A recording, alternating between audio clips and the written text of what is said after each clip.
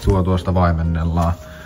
Siellä on kaiutin vielä paikallaan, hyvin perustollainen.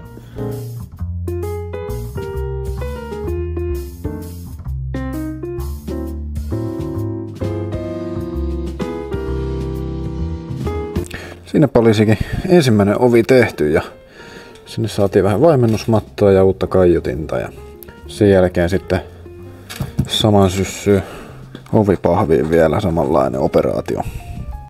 Se nyt vähän alkaa olla jo putulikumimattoja tuossa ovipahvissa ja sitten kun ne on siihen lätkitty, niin sitten vakiorättiä voi käyttää sapluuna ja laittaa siihen dynakoret vielä väliin.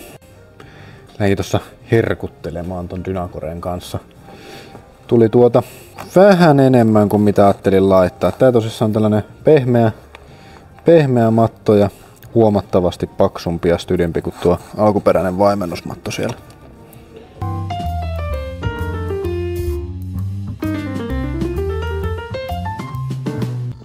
Sitten päästäänkin noiden passojen kimppuun, eli nämä löytyy tuolta jalkatilasta.